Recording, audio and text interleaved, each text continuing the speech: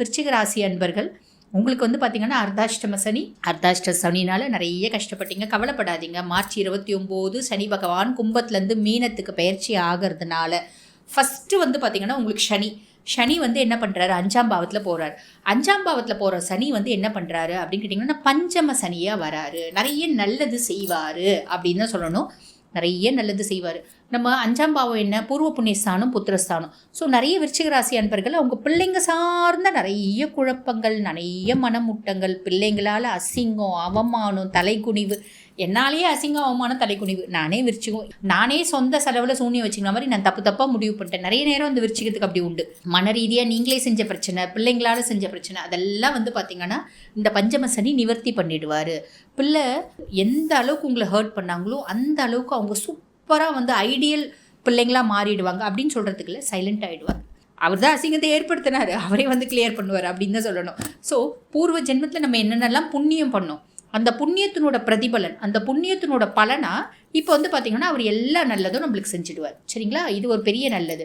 ரெண்டாவது வந்து பாருங்கள், அவரோட பார்வை 2ஆம் பாவம். குடும்பத்தில் இருந்தால் நிறைய ஒரு தேவையில்லாத செலவு, தேவையில்லாத குழப்பங்கள், தேவையில்லாத மனமுட்டங்கள் எல்லாம் மாறும்.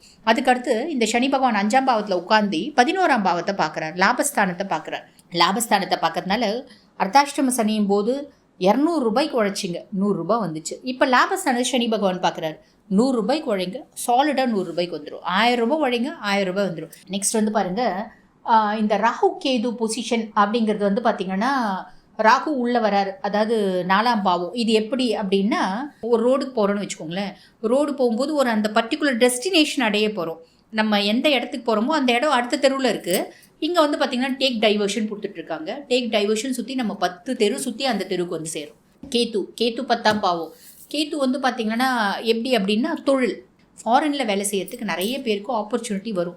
ஃபாரின் போகணும் அப்படின்னு பிளான் பண்ணிட்டு இருக்கவங்க தாராளமாக ஃபாரின் போகலாம். இந்த 2025 இப்போ லோக்கலில் இந்தியாவிலே ஒர்க் பண்ணுறீங்க அப்படின்னா தொழிலில் வந்து பார்த்திங்கன்னா சில பல காம்ப்ளிகேஷன்ஸு, சில பல மனமுட்டங்கள், சில பல பிரச்சனைகள், ஆனால் தொழிலில் மேன்மை முன்னேற்றம் அப்படின்றது இருக்கும். அதில் எந்த விதமான கவலையும் கிடையாது. ஓகேங்களா? குரு பகவான் 8ஆம் பாவம். இந்த குரு பகவான் 8ஆம் பாவம் பொதுவாக வந்து பார்த்திங்கன்னா விருச்சிகத்துக்கு குரு பகவான் 8ஆம் பாவம் பெருசாக வந்து நம்ம நெகட்டிவ்னு எடுக்க முடியாது. பட் இருந்தாலும் இந்த துஷ்டான குரு என்ன அப்படின்னா, ஒரு வருஷம் இருக்குது. இந்த 2025 வந்து பார்த்திங்கன்னா 4 மாதம் சூப்பராக இருக்கும், 2 மாதம் மீடியமாக இருக்கும், 1 மாதம் டல்லாக இருக்கும். இப்படி மாறி ப்ளஸ் அண்ட் மைனஸ் இது குரு ஏற்படுத்துவார்.